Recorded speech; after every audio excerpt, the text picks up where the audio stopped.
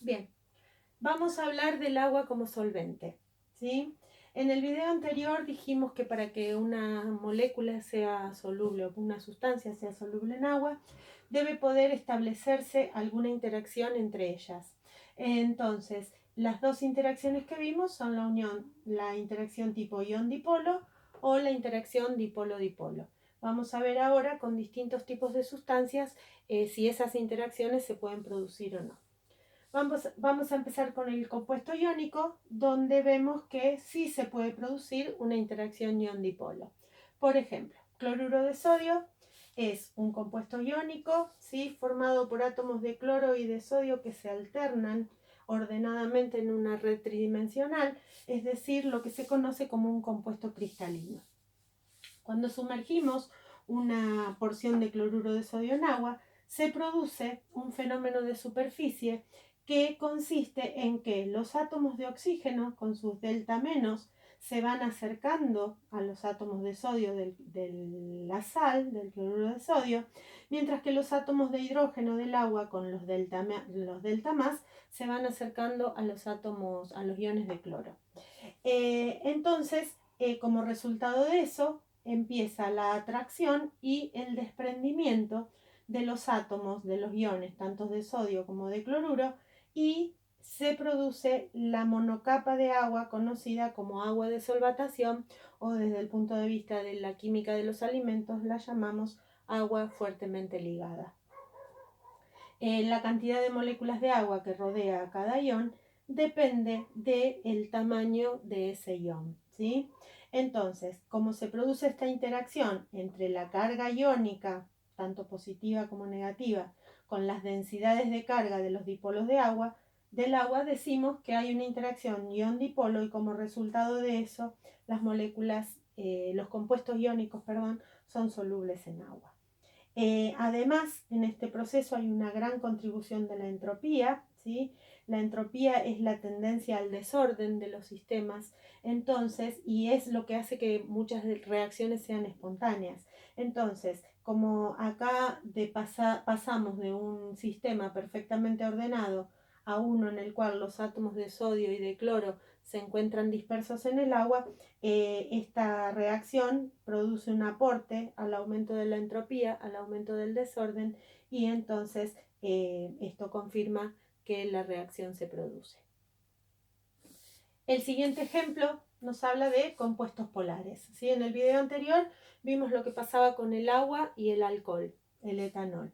Ahora vamos a ver lo que pasa con el agua y la glucosa, que es bastante parecido, ya que una molécula de glucosa es lo que conocemos como un polihidroxialdehído, ¿sí? Es decir, que hay muchos oxidrilos, muchos OHs en esta molécula, y hay además un grupo carbonilo acá que también genera un dipolo en este enlace, con este átomo de carbono. Entonces, en todos los lugares donde haya oxígeno se van a generar dipolos y las moléculas de agua van a poder fijarse ahí y formar toda una capa de solvatación, con lo cual los compuestos polares también resultan solubles en agua. El siguiente ejemplo es el de compuestos no polares. Acá no hay interacciones posibles entre el agua y la molécula porque no hay ninguna carga neta ni ninguna zona con densidad de carga en esta molécula por no tener ningún átomo electronegativo.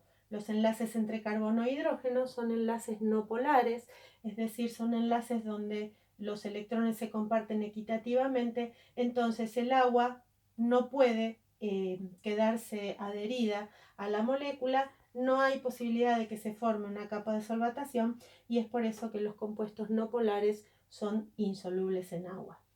Las interacciones que vemos en esta situación reciben el nombre de interacciones hidrofóbicas. ¿Qué son las interacciones hidrofóbicas? Son las fuerzas que hacen que las moléculas polares se acerquen unas a otras para evitar el contacto con el agua, ¿sí? Por eso son hidrofóbicas, porque no les gusta el agua. Entonces, otra molécula de octano se acomodaría aquí, bien paralela, pegadita a este octano, para evitar que el agua entre. como producto de eso, si mezclamos agua y nafta, se produce la separación de las fases, porque ambos evitan tener contacto. El cuarto y último tipo de interacciones que vamos a ver es con los compuestos anfipáticos. Anfipático quiere decir que tiene doble afinidad, ¿sí? Es decir, que en esta molécula va a haber una porción que tiene afinidad con el agua y una porción que no la tiene.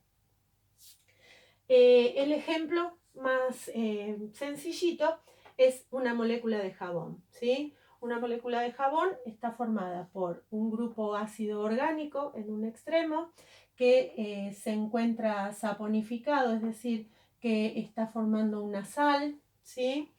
Entonces tenemos acá una zona iónica con cargas netas, positivas sobre el sodio y negativas sobre el oxígeno, y una zona con un dipolo en este carbonilo, y el resto de la molécula es una larga cadena hidrocarbonada, es decir, que esta porción sería una mezcla de estas dos situaciones y esta larga cadena hidrocarbonada sería similar a una molécula no polar. Es una zona hidrofóbica. Entonces, tenemos una zona a la que sí le gusta el agua, una zona a la que no le gusta el agua. ¿Qué sucede cuando ponemos esta molécula en contacto con el agua? Bueno, la disposición espontánea que adopta recibe el nombre de micela y es una esfera en la cual todas las porciones hidrofóbicas se encuentran hacia afuera y las porciones hidrofílicas, en que todas las porciones hidrofílicas se encuentran hacia afuera, en contacto con el agua, y las porciones hidrofóbicas se desarrollan hacia adentro de manera tal de quedar protegidas. Esa es la disposición espontánea, es lo que pasa si yo tiro el jabón en agua, ¿sí? Y el jabón en agua limpia, ¿por qué? Porque la grasa es hidrofóbica, entonces queda contenida dentro de las micelas, se disuelven las micelas y se puede despegar de la superficie que estamos limpiando. Pero existen moléculas anfipáticas en los seres vivos que forman unas estructuras muy importantes que son las membranas biológicas.